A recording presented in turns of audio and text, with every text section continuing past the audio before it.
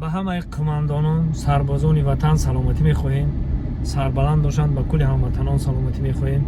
من چه خیلی گفته بودم که میام خوجند اومدم جایی که ما خدمت مادر وطن کردم، یک جای دیدن که نمو سربازای حال احوالشون با خبر باشیم. من هم خیلی چیزا حلاوت میبرم. دیگه گفتم وطنم هم زیغم گریان شد، گفتم چمنم سینه علویستان شد. باور کنید تدانی خدا وطن ما، ملت ما، خلق ما خیلی دوست میدارم که زنده باشه، در که جای باشه نباشد خداوند یارو مددگارتون. میداریم سربازار یا احوال احوالشون بخبر میشیم.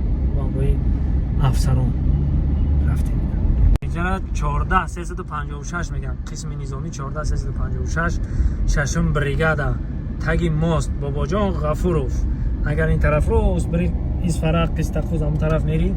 من اینجا برادرای عزیز من اینجا تو میخیریم ششم بریگادا دا میداریم دوستان عزیز. اینا انا اینجا دا طولی 2 سال خدمتی مادر وطن صد فایز شکر خدای برادرای عزیز. قسم نظامی 14356 ششم بریگادا تگی ماست. این برادرای عزیز میدارم یک از حالی سربازا و افسرای با خبر میشیم. و دلم کیم چه خیلی شده وقت شانم اینجا ما شگرد کرده در اومدگی بودیم، شگرد کرده میبونیم. این برادرای عزیز آبادی وطن بینید، آبادی چستا رو بینید. به هر گبر میگن که چست آبادی شبی خونه کدامیمون هم خیلی خوشروه. خونه کدامیمون این وار که خونه هممون خوشروه. این خیلی دیگه جای گب نیست. به هر گبر میگن که ختم بیاین ببینین. جوانای عزیز من شما رو توصیه میتونم بیاین خدمت مادر وطن خدمت کنیم، بعد میفهمین که این آبادی رو بینید. این خیلی که جای گب نیست. این خطاب اومده نبینید خیلی نمیفهمید. حال میبینید بعد. اینا دوستان عزیز من اینجا چسته که من طول 2 سال خدمت کردم. من اینجا دا روتا جایی که روتا خوانش هست. یکم بطلیون شسته، دویم بطلیون شسته، سیم بطلیون رازویچیکو، ریم روتا، تمام روتا در اینجا خواب بودم. اینا برادرای عزیز هی اینجا به سربازا چی اومدگی دیدستی ها.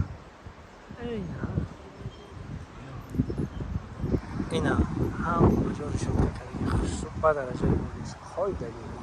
اینا سیکار دوستای عزیز اومدم جای خواب ما ببینیم در دری جایی که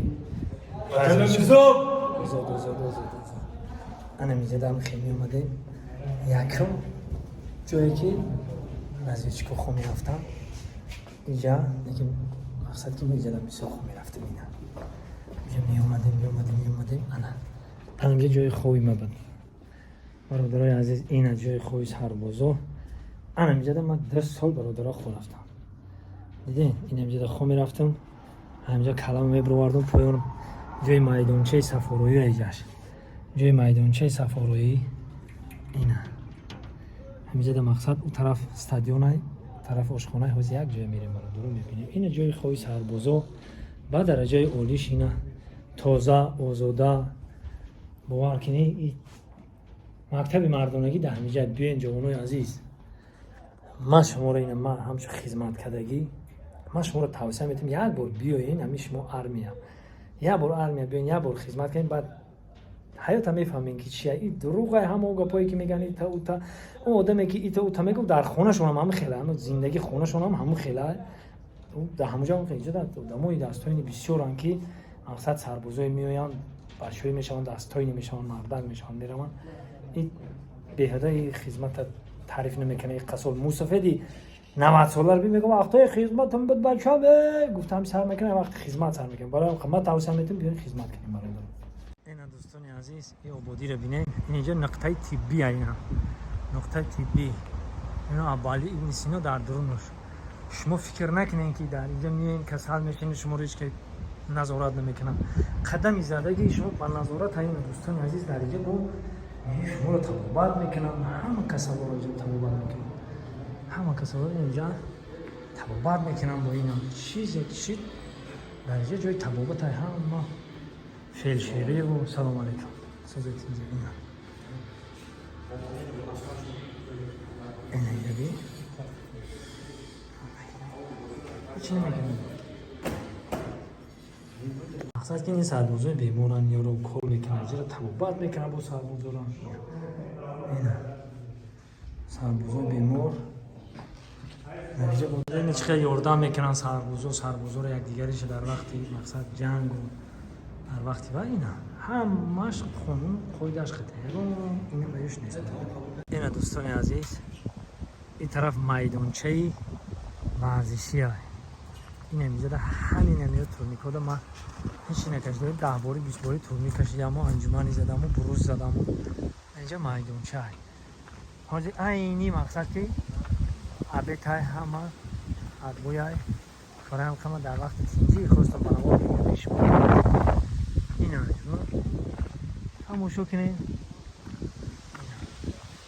همه دوستان عزیز جای موی سر کم کنی اینجا سربازا به همون همون موی سرشون مقصد چه خیلی بگیم پس میکنن کم میکنن اینجا میدونید به حضور موی سرتا اینا کم میکنی و بعد دوستان عزیز شما فکر نکنید که اگه رستوران دارین اگه گاستیتسا دارین نه چیستا چاست اینا شنوکارکاشون خواهی داریم موندگی اینا دارو اینا بشیل که میدروی اینجا جایی که مقصد ساونو میگم که اینا برادران تماشا کنین حلاوت ببرین اینا زمانوی باید ارمیای تاجیک هر روز هر ساعت هر ثانیه پیشرفت است. این خیلی اینجا جای مقصد آوازی اینجا جای پر میدونه اگه خیلی مقصد دیجاش نداره جای پر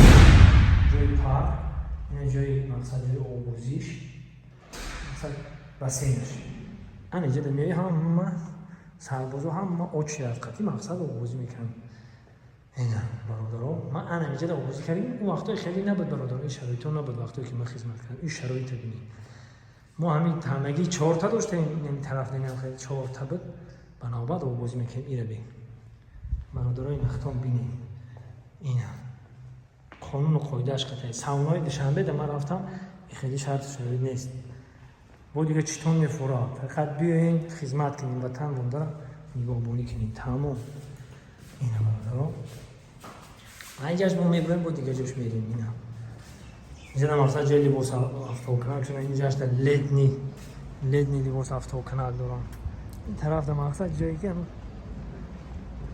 این بچه ها شما فکر نکنید که درگون بازاره اینجا را سکلت ارمیا میگن اینا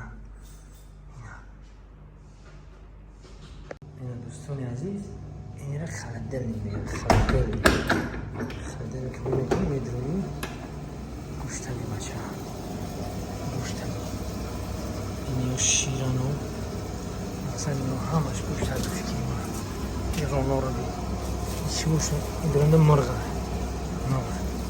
این وقتای خدمتی مدام برادران هم خیلی بودن اینجا رو من خیلی در همین اینجا کار کردگیم من میدونم برای همین خاموده ایجای بنابار بیچیست همین چی رو میدونم اینی برای ظرف ترک شد مقصد نمی خزینه همه برای سربازا این نمی خزینه همه تمام نمود آردو مشک و نخوت و نسک تمامی چی هست ایده اینه جوروی جونی مکی باشه اینه نامشکتی اینه دیدستیم برادران اینا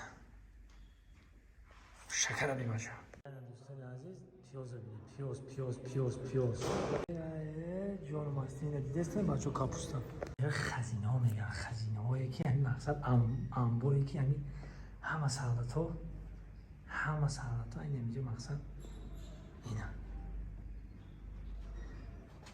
دوستان عزیز اینجایی که شما میبینید اینجا فقط درس میخونید اینجا طرز پراندن اینجا طرز بکابو ما همین نورا گذاشتگیم همین نورا اینا رای پویز اینا جوران اینجایی که مشق میکنی همونجا اینجایی که مشق کب چه خیلی میپرونید چند نمود طرز پراندن من شما دا میگم اینجا همه برای اکا همون طرز پراندن اینجا دا مدروی اینجا چقره اینجا دا مدروی مقصد طرز پراندن دیدیم برادر اینجا با سر زانوهای با شکمای و راست سه نمود پراندن میشه دوستان عزیز من اینجا دا بگم که 2 سال کار و فعالیت میکردم انمیجا سرودی سرباز تمام همه جمع آمدایی که در همه قسم نظامی میشید ما همیشه آمادگی میدیدیم همیشه برآمد میکردیم. اینا دیدین برادران ما خیلی پیشروی شدیم. باور کنین همه روزه ارمیای تاجیک پیشرفته است همه روزه. اینا ختم ببینیم با چشمتون برادران. وقتی ما بودیم خیلی مقصد بود استولای مقصد دوره سیوز حاج ببینید این استولا رو علیش کردن خشتو کردن. اینا بهترین اینا برادران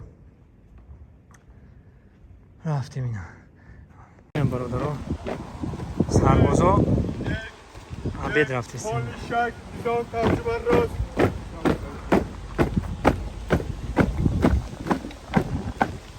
انا هم کارو رفتیم. مش کارو نی باغ شاینه داری باغ دار توی مینا و لیلکا و یه باغ. برادران یه گپ میگم که همین ارمیا همین جا گپی من اگر شما گرفتنی باشه 2 سال چیزایی که ندیدین در همینجا میبینید باور میکنید. این آب جایی مثلا اینجا در پدر و مادر قدیمی هم با میخورن. اینجا شرشره این خرما ها بید همین خرما ها این بسته کی میخورن سربازا میخورن. اینجا همین همه خیلی با خیلی یکم بای نیست. اینا اینجا شرشره کردگیان اینا کول. این اینجا در میله کل به حضور میشینی ماهی داشته باشه اینجا دورایی اون ماهی رو بیو اونا دستن ماهی رو اینا ماهی اونا ماهی رو این ماهی رو اینجا در میشینی خیلی اینه بسم الله الرحمن الرحیم. اینجا میشینیم اینجا سوار آرام میکنیم. انا برادران عزیز ما چی گفتنیم؟ گفتنی همین را دارم که بیاین وطن مادرن پاسبونی میکنیم یک جویا. ما چیزایی که من نشون دادم نه یگان تلویزیون شما نشون میدن نه یگان برای چی من خودم اینجا خدمت کردم خودم میدونم که در کجا چیه برای همش من یک تا شما نشون دادم. خیلی پایان در پاتسوفکا اوجاش نرفتیم مقصد پاتسوفکا گفتن باغ دا بگیم باغ اون طرف دا همه جای همین چستی که ما خدمت کردیم چستی که شما میبینید همه چستا قریب که هم خیلی هم باغ دوران راه دوران زندگی دوران سکراتاشون پر خیلی فکر نکنید. شما ارمیای تاجیکستان با پیش وطن مادر باید ما همچون نینکی چشم نگاه کنیم. باقی سربلند خانواد باشین در دیگه باشین نباشین خداوند یارو مددگارتون. های چستی ششم بریگادا 1456